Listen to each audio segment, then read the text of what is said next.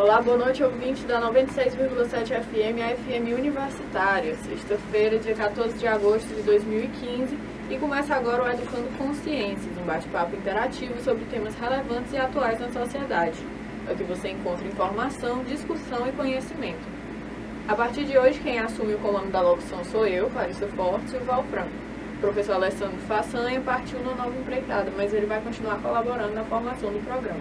Boa noite, Val Franco. Boa noite, Clarice Fortes. A todos que escutam a FM Universitária, boa noite. Vamos iniciar aqui dando um salve para o Alessandro, professor Alessandro, né? Que vai e volte quando puder. E vamos iniciar com um poema, 2 trechos do poema, o início e o final do poema de Torquato Neto, A Rua, só para a gente provar um pouquinho desse programa. A Rua. Toda rua tem seu curso, tem seu leito de água clara, por onde passa a memória, lembrando a história de um tempo que não acaba. A Pacatuba, meu tempo de brincar, já foi-se embora, é Parnaíba, passando pela rua até agora. Agora, por aqui estou com vontade, e eu vou voltar para matar. Essa saudade é São João, é pacata, é a rua do barrão, é a rua do barracão.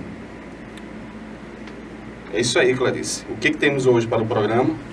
Hoje a gente vai conversar sobre a produção cultural e literária da capital, e com a gente no estúdio está o historiador e poeta, autor de 4 livros no CD, Demetrios Galvão. Boa noite, Demetrios. Boa noite. Boa noite a todos aqui no estúdio, boa noite aos ouvintes da FM Universitária, né? E aí estamos aqui à disposição para bater um papo, falar de literatura, falar da cidade, falar dos assuntos que vierem aqui à pauta.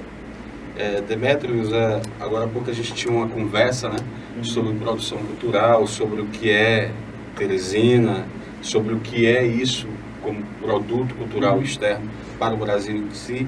E a gente tem uma pergunta aqui para te fazer. Como foi a recepção da revista que vocês produzem, né? A revista que vocês têm todo o cuidado de produzir aqui no estado ou fora dele, né? Como é que vocês veem essa produção? É interessante porque, assim, quando a gente trata um pouco de revista, é preciso ir saindo, pegando um pouco a sequência das edições para ela encorpar, assim, né? Principalmente no leitor, com o leitor, assim, nesse diálogo. Dentro de um universo, digamos assim, mais especializado da literatura e do audiovisual, que é a linha da revista, né? A Acrobata, ela é literatura, audiovisual e outros desequilíbrios, né? A nossa brincadeira aí com essas questões que envolvem linguagem e os malabarismos, né? Então, assim, dentro do universo mais especializado da literatura e do audiovisual, ela foi muito bem recebida desde o primeiro número. O que a gente vem percebendo é que, na medida em que os outros números foram saindo, o público foi acompanhando, e algumas pessoas que só vieram a conhecer ela, digamos assim, na número 3, se interessaram pelos números anteriores e adquiriram, né? E o que a gente vem tendo também é pessoas de outros estados procurando para adquirir, procurando para enviar material, enviar texto, para participar também das outras edições. Então, hoje, a gente está basicamente assim, com 2 anos de revista. Ela, para a gente, está sendo uma satisfação muito grande, porque a gente está conseguindo atingir aquilo que a gente imaginava, assim, ter uma revista que pudesse circular tanto a nível local como a nível nacional, sem discriminação, no sentido de, a gente tem um discurso para o local, tem um discurso a nível... Não, o nosso discurso é sempre o mesmo. A revista Acrobata é uma revista de literatura e audiovisual, editada por piauienses em Teresina, mas que se coloca como uma revista do mundo. Ou seja, o Piauí está no mapa do Brasil, o Brasil está no globo, ponto. Né? É assim que a gente pensa a revista. E desse modo nós dialogamos diretamente com os autores que estão próximos da gente, aqui na nossa cidade, e com autores que estão em outros estados, que é bem assim como a revista é pensada. Nós temos assim, colaboradores do Brasil todo. Né? Tem uma coisa aqui interessante que eu peguei aqui um trecho de um poema seu, me desculpe, né? O silêncio e o barulho, né? Sim. E aí pegando o deixo assim, da revista, diz o seguinte, que eu não sou muito bem o próprio, né? Mas vou tentar aqui. O silêncio de um olhar perdido ecoa na orelha do espectador. Em função disso, né, aproveitando essa estrofe aqui, do silêncio e o barulho, eu queria que você ressaltasse isso, né? Esse silêncio da produção cultural aqui, né, como você acabou de dizer, e aquilo que o espectador de fato recebeu, né? Qual foi o barulho que você percebeu e visualizou, né? Eu acho que o barulho da acrobata, ele foi um barulho assim, que ele não foi um primeiro estrondo, assim, né? Ele foi um ruidinho, e aí esse ruidinho foi se amplificando e está vindo nessa amplificação, né? Ele não foi assim. É interessante porque as coisas dificilmente elas chegam e faz um boom, né? Como as coisas, o raio é muito pequeno, como o próprio espaço dedicado à cultura também é pequeno, então a reverberação que uma publicação consegue é com o tempo. Então, tipo assim, ele começa com um ruidinho e esse ruidinho vai se amplificando, né? Eu acho que é mais ou menos isso que está acontecendo com a Acrobata. Hoje, se mais pessoas leem, se mais pessoas sabem da existência, se interessam, é por conta desse percursozinho já de 2 anos, já da sequência de números, né? Então, muito provavelmente em setembro a gente consiga lançar a número 5, né? A nível de textos e de colaboradores já estamos com todo o material. Nós vamos entrar agora na fase de diagramação, né? E aí eu creio que até final de setembro a gente já esteja com a Acrobata número 5 pronta, né? Nessa questão a revista traz alguns autores piauienses. E aí eu queria saber a relação entre essa geração de autores e a geração passada, a diferença até mesmo entre essas 2 gerações. Na Acrobata a gente tem uma preocupação assim, que é bastante complexa no sentido da diversidade das coisas, né? Então a gente sempre tem um cuidado de, a nível geral, não só local, de produzir dentro da revista um diálogo entre gerações. Então, assim, vocês podem encontrar na revista um autor como Augusto de Campos, que é hoje talvez a gente publicou Augusto, se não me engano, na número 1 ainda, ou na 2. É talvez o maior poeta brasileiro vivo, né? Ele já está com seus 80 e acho que 84, 85 anos, mais ou menos. E ao mesmo tempo se encontra na revista o Rodrigo Emilete, que é um poeta daqui, que não tem ainda um livro publicado. Ele tem vários fanzines, livretos e tal. Então, assim, isso vai de uma ponta a outra, a gente vai sempre vendo isso. Então, assim, ao passo que tem autores que já ganharam prêmio Jabuti de literatura, o Ademir Assunção, quando a gente publicou numa edição da revista no primeiro semestre do ano passado. Quando foi no segundo semestre, ele tinha, ano retrasado, né? A gente publicou ele na edição número 1, nossa. Isso no segundo semestre ele ganhou o prêmio Jabuti de literatura, a edição Poesia. Na nossa edição de número 4, tem 2 ganhadores de prêmio. O nosso entrevistado, que é o Marcelino Freire, ele ganhou o prêmio da Biblioteca Nacional na categoria Romance, e o Samarone Lima ganhou o prêmio da Biblioteca Nacional na categoria Poesia. Então, ao passo que tem pessoas assim que já são premiadas, tem autores que estão lançando seu primeiro livro, ou mesmo que tenham mais de um livro publicado, não são autores assim do cenário conhecido. Então a gente vai construindo todo a gente tenta, nessa brincadeira dos desequilíbrios e equilíbrios das acrobacias, equilibrar ao mesmo tempo gerações, perspectivas estéticas, distribuição geográfica dos autores pelo Brasil. Por isso que a gente sempre diz que a Acrobata não é uma revista tipicamente piauiense, etc. e tal, porque nós nos pensamos como uma publicação, uma edição a nível Brasil mesmo. Então, assim, por mais que tenham 5, 6 autores piauienses, mas tem um do Amazonas, tem 2 do Ceará, tem 2 de Pernambuco, tem 2 do Rio, São Paulo, tem um de Porto Alegre, tem um de Belém. Ou seja, a gente faz uma distribuição bem dentro das possibilidades que nós temos, do espaço.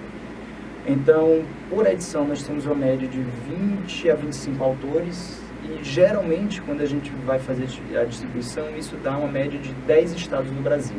Então, cada edição contempla pelo menos 10 estados do Brasil por edição. E em algumas edições nossas, nós temos também colaboradores de fora do país, né? Na número 1, nós publicamos a Conceição Lima, que ela é do continente africano, né? Ela é de São Tomé e Príncipe. Depois nós publicamos o Luiz Serguilha, que é um poeta português, publicamos o Alberto Elduque, que é um cara da Espanha que faz a discussão do audiovisual. No número mais recente a gente publicou a Maria do Sameiro Barroso, que é uma poeta portuguesa, e para a edição nova nós já temos 3 estrangeiros, né? Então, assim, o nosso diálogo é, digamos assim, da província com o mundo de igual para igual. Então a gente sempre tem pensado a revista assim, e ainda tem um detalhe, a gente ainda pensa, por exemplo, a distribuição de gênero, né? Porque como a quantidade de escritores homens é bastante acentuada, são muitos, então assim, se a gente descuidar, a gente monta uma revista só com autores masculinos, entendeu? Aí então a gente ainda pensa esse equilíbrio também de balancear assim, escritores, escritoras e tal, para poder ter um equilíbrio a nível de espaços geográficos, a nível enfim, a maior diversidade que a gente puder contemplar dentro da revista é assim que se dá, digamos, nossas reuniões nos bastidores elaborando uma edição.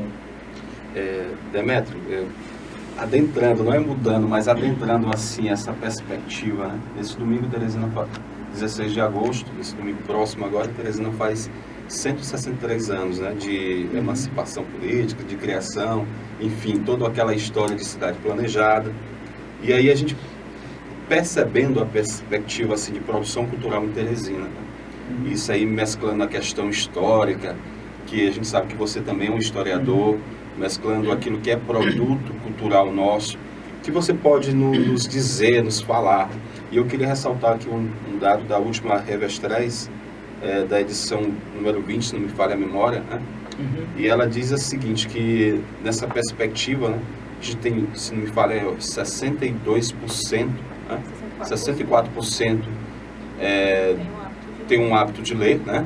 E 89% não leem ou não conhecem, ou essa difusão de cultura no Piauí, em Teresina. O que você pode nos falar sobre isso? Tem uma coisa, e aí eu posso dizer isso dentro do meu campo de leitura, que vai das minhas leituras assim, mais acadêmicas, né, mesmo de história, dos estudos que eu fiz ao longo de graduação e das pós-graduações que eu fiz, e também das leituras que eu tenho de cultura do modo geral, assim. Então, veja, não existe Estado forte sem investimento em cultura. Isso é fato. Quando a gente pensa assim, um dos estados brasileiros, ou 2 ou 3 dos estados brasileiros que tem a cultura mais forte, são estados em que tem um alto investimento na cultura, onde os editais, eles são da ordem de milhões, né? Assim, muita gente diz assim, cara, Recife é a capital cultural do Nordeste, etc e tal. Aí todo mundo imagina assim, Recife sempre foi, né? Em 2009 eu morei lá, e aí eu cheguei, cara, e eu encantado, assim, eu já era encantado com o Recife daqui, né? E cheguei lá conversando com os amigos e eles disseram, não, cara, mas Recife se tornou isso que o Brasil vê de um determinado tempo para cá, porque isso fazia parte de um projeto político, de um determinado grupo que assumiu o poder, enfim. Porque eles entenderam que era investir na cultura que o Estado iria crescer. Então, quando a gente pensa um Estado forte, um Estado que tem uma cultura forte, onde a própria população compreende sua identidade, isso faz parte de um investimento em políticas culturais, que é o que nós não temos, né? Então, se você chegar em outros estados e perguntar qual a identidade do pernambucano, ele lhe diz isso rapidamente. Pergunta a vocês e pergunta a todos os ouvintes, qual a identidade do piauiense? Qual a identidade do Piauí? Não tem resposta. Não tem. Mas por quê? Porque a população não tem, ela não se enxerga nas representações produzidas no Estado, nas representações culturais. Por quê? Porque nós não temos investimento, nós não temos visibilidade. A cultura não tem visibilidade. Aí não adianta vir dizer, quando fala aí é clássico, assim, quando fala do Piauí, qual é a cultura do Piauí? Carne de sol, Maria Isabel, cajuína. Nossa identidade é só culinária. Assim, nós não pensamos outro, aí é o bumba, meu boi, mas é tudo tão, aí assim, você começa com 2, 3 referências, elas vão diminuindo, vão ficando baixinhas, assim, mas a gente não tem uma perspectiva robusta, por mais que nós tenhamos tido vários movimentos culturais que tenham puxado esse debate, puxado essa discussão, mas isso não ganha um corpo, uma amplitude maior, né? Isso não ganha. Nós não temos, assim, nenhum grande evento na capital, nem no estado, assim, um grande evento, aí a gente vai falar o quê? Folguedos, né? enfim, é um grande evento, não sei. Dentro de algumas perspectivas, mas assim, a gente não tem eventos em que mostre para o próprio povo do Piauí essa imagem mostrada para dentro, né? A gente não tem essa imagem mostrada para dentro, pior ainda, mostrada para fora. Por isso que fora do Piauí brincam, né? Assim, será que tem vida inteligente no Piauí? É óbvio que tem, né? Nós sabemos que tem, mas fora a galera não sabe. Eu acho interessante que o Marcelino Freire, que é um escritor pernambucano, já está radicado em São Paulo há muito tempo, ele é um autor hoje premiado, consagrado e tal, tem circulado muito no Brasil. E para onde ele vai, ele leva sempre a Acrobata e a Revestréis. E aí ele diz, pessoal, é preciso prestar atenção lá no Piauí, tem 2 revistas massa lá, etc e tal. Mas assim, tem um cara de um outro lugar fazendo propaganda da gente, entendeu? Enfim, ainda bem que tem alguém falando da gente fora. Mas a gente não tem um apoio local, a gente não tem um investimento, porque é preciso pensar a cultura com políticas públicas, entendeu? Como uma política cultural, é preciso destinar uma quantidade X de verba para isso, né? É preciso explicar para os nossos empresários que são, não vou nem usar os termos que eu penso, mas é preciso explicar para eles que existem hoje, a nível de impostos, e se eles investirem em cultura, eles têm um retorno nos seus impostos. Então, assim, eles não vão estar gastando dinheiro, muito pelo contrário, eles vão estar fazendo investimento que leva o nome deles, e em contrapartida eles têm descontos fiscais, né? Nós temos grandes empresários, esses caras poderiam estar investindo pesadamente na cultura e tendo o seu retorno. Retorno tanto a nível do desconto fiscal, como a nível de visibilidade, dizendo, nós estamos patrocinando cultura, né? Mas é como um autor, né, o Bourdieu, ele fala de que a questão da tal falta do capital cultural. A nossa elite, ela não tem capital cultural, né? Eu queria dizer, mas a gente diz.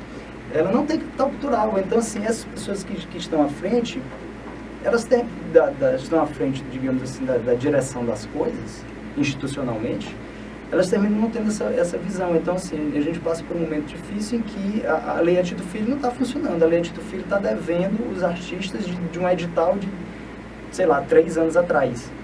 A Fundac deve publicações aos autores há mais de 10 anos, do último concurso literário. Para vocês terem uma ideia, o último concurso literário da Fundac, que era a Fundação Cultural tal, e hoje a Secretaria da Cultura e tal. O último concurso literário feito pela Fundac foi em 2005. Os ganhadores da época, né, não tiveram seus livros publicados até hoje. Aí depois querem fazer a discussão de que a cultura do Piauí é cultural. Faça-me um favor, né? Assim, o poder público abandonou a cultura do Piauí faz tempo. Então, para a gente querer que a cidade tenha uma boa imagem, essa coisa toda, a gente precisa investir na cultura, né? Principalmente porque são os livros que fazem a cabeça, literalmente, das pessoas, no sentido desse universo imaginário, desse universo mental que me informa sobre o que é o lugar que eu vivo, que me informa sobre a cultura do lugar que eu vivo. Então, como é que eu vou saber sobre o lugar que eu vivo, né, se as instituições não publicam os livros dos autores locais? Começa por aí. Eu acho que esse debate tem que ser encorpado. Tem que existir uma cobrança, né, do poder público, porque não adianta querer falar de cultura piauiense sem investimento, né? Assim, primeiro a gente tem que falar do investimento. Então, tem investimento? Não tem? Vai ter? Como é que é? Em relação à literatura piauiense. Eu, na minha época de escola, em nenhum momento eu li literatura piauiense, até porque quando eu cheguei no ensino médio não tinha mais possível, não tinha mais essa cobrança, que era realmente a única coisa que cobrava a literatura piauiense, era para a pessoa passar no vestibular. Como eu cheguei na época do Enem, não tive nenhuma. E a tua relação com a literatura piauiense? É interessante a gente fazer uma pontuação disso que tu falou, do Enem, porque o Enem, ele é interessante de um ponto de vista que universaliza. Então, o cara está aqui no Piauí, pode fazer vestibular para a universidade, sei lá, do Mato Grosso, porque lá tem um campo X que é interessante, então faça o vestibular unificado. Por outro lado, se elimina as diferenças, se elimina as singularidades, as especificidades. Então, se minimamente nós estudávamos obrigados, né, a literatura piauiense, a história piauiense, a geografia piauiense, porque era cobrado no vestibular, no momento em que isso não é cobrado, piorou, né? Porque se até um determinado momento, se fosse perguntado, vocês, alunos do ensino médio, né? Você já leu algum autor piauiense? Ele iria dizer que leu, obrigado, mas teria lido. Hoje, nem isso, né? Nem isso. Então, isso complica muito, principalmente para um universo cultural frágil como o nosso, assim, do ponto de vista das identidades, do ponto de vista... Porque, veja, a produção cultural, ela, por exemplo, a literatura, o audiovisual, a música, as artes plásticas de modo geral, essa produção, elas produzem imagens dessa sociedade, imagens dessa cultura. Se eu não tenho essas imagens para me ver, esses discursos também para me ler ou ouvir, enfraquece o local, e aí eu vou buscar referências de outros lugares, isso é óbvio. Inegável, né? Isso aí tem, nesses dados que a última revista traz, é bem pautado, né? Uhum. Deixou de cobrar, e aí some por inteiro essa produção cultural, e some de fato da visibilidade. Não dizer que ela não existe, né? Mas a cobrança de existir. E aí a gente se pergunta, eu fico muito preocupado com essa condição de Teresina ter 163 anos de, sei lá, de existência, enfim, e essa existência está fragmentada, né? Está limitada assim a conjunturas de pensamentos, digamos aqui, pequenos, né? E de almas assim negligentes sobre essa condição nossa. Eu vejo e entendo que há muito a se observar em Teresina, né? Tem muitas paredes que falam, né, da própria natureza humana nossa, né? E a gente observa aqui o centro de Teresina, por exemplo, está se acabando, né? A história nossa construída, erguida, a gente tem aí o Cine Rex, né? Que está ora vai abaixo, ora vai acima, e vê que o poder público nada pode fazer ou nada quer fazer para, de repente, estar olhando, deslumbrando isso, deixando o povo conhecer essa cultura. Você, como é que vê isso em Teresina? Os prédios serem destruídos para ser erguido estacionamento e tal. Eu vou te responder retornando um pouco ao que ela ainda perguntou sobre a minha leitura dos piauienses, né? Eu vou amarrar essas duas coisas. É bom que se diga o seguinte, enquanto a própria leitura foi encarada como obrigação, ela nunca vai ser legal, né? Muito embora, em alguns casos, é a partir dessa obrigação que as coisas desenrolam. Quando eu comecei o meu primeiro contato com os autores piauienses ainda foi na escola, né? Só que era um contato de uma leitura daquela coisa obrigatória, né? Eu tinha que, por obrigação, ler aquilo. Mas o meu prazer com a leitura se dá fora da escola, né? Que aí, de fato, eu encontrei... Porque nessa coisa mesmo do vestibular, se cobrava os autores até determinado momento. E era principalmente os cânones, né? Então, às vezes, Torquato aparecia meio que por tabela, Mário Faustino também. E aí, outros autores mais contemporâneos, como, por exemplo, Roberto do Nascimento, não apareciam. Paulo Machado, às vezes, aparecia, né? E outros autores também muito legais não apareciam. Mas eu encontrei esses caras em bibliotecas, né? Assim, num processo meio que de... E aí, uma coisa que aí eu vou amarrar com cidade. Desde mais ou menos quinta série, eu comecei a estudar no centro da cidade, né? Eu morei a vida inteira no Parque Piauí, então... E aí depois passei a estudar no centro, mas principalmente ali no primeiro ano, eu já estudava em umas escolas em que essas escolas não tinham pátio, né?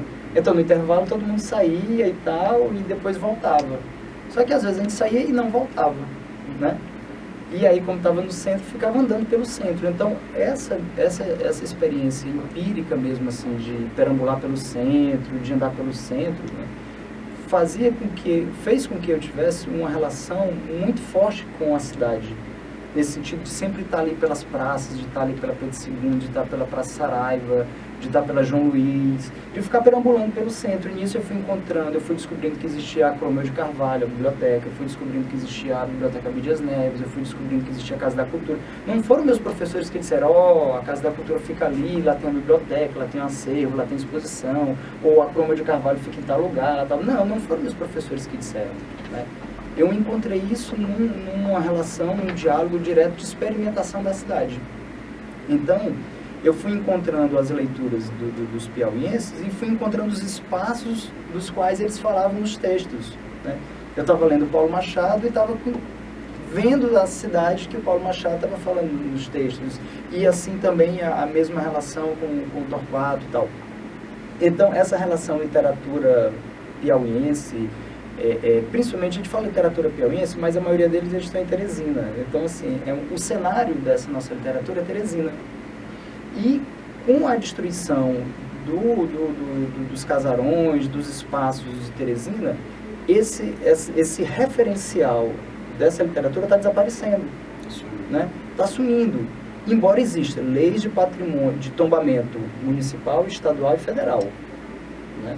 Existe a lei de patrimônio, ela tem a instituição municipal, estadual e federal.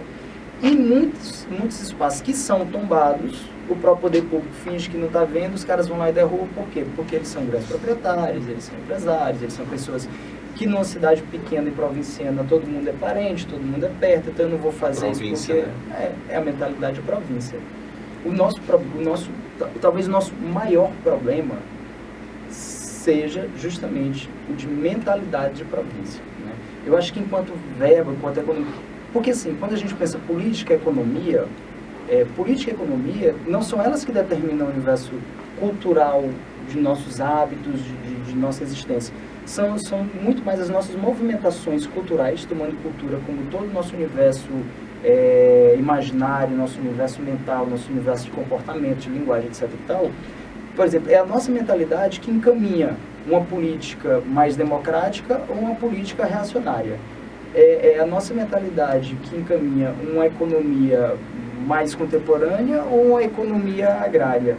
Então, assim, não é dizer que a economia e a política determinam o nosso comportamento, é o contrário, né? São as nossas perspectivas imaginárias e mentais que influenciam no modo de como lidar com a economia e a política. Aí digo a vocês, para um povo que lê pouco, que se reconhece pouco nas suas representações, é um povo que tem um repertório extremamente limitado para lidar com a economia, com política, com nossas questões de memória, né? E aí o nosso problema de memória está diretamente ligado ao desaparecimento do nosso acervo patrimonial da cidade. Ou seja, se nosso repertório de ideias, de compreensão do mundo é limitado, então nós vamos ter dificuldade para lidar com essas questões. Então é isso, né? Parafraseando aqui com o professor Alessandro Façanha, né? O nosso tempo não é reciclável, embora tudo possa, de repente, ter uma dimensão de mudança, de restauração. Esse é o Educando Consciência, né? Nós vamos ficando por aqui. A gente conversou com o poeta e historiador Demétrios Galvão. Obrigado pela sua presença, né? E a gente queria pedir aí que você recitasse o poema para a gente, para todos os ouvintes aqui do Educando Consciência. Vamos lá. No início do programa, tu leu um pedacinho do poema O Silêncio, o Barulho. Então eu vou pegar esse texto e vou fazer a leitura dele, né? Que é um poema que eu fiz e dediquei ao meu filho, à minha sobrinha e a uma das minhas gatas, né? Porque eu sou pai de gente e de gatos. Então, assim, o silêncio, o barulho. O silêncio do sono é trabalho de imagens profundas. O barulho nas ruas são palavras praticando o alfabeto. O silêncio da menina Lara é uma ideia danada sendo gestada. A cor do sol faz um barulho que arde na pele. Quando o violão toca, estremece o silêncio que vive dentro do peito. O barulho é bom quando feito com amor. O silêncio das fotografias traz um passado que às vezes amansa a alma. O ronronado da Hilda é um barulhinho que traz felicidades. O silêncio de um olhar perdido ecoa na orelha do espectador. O barulho é gostoso quando estala no rosto. O silêncio do escuro é um segredo em absoluto. O barulho do alfaiate é roupa nova no armário.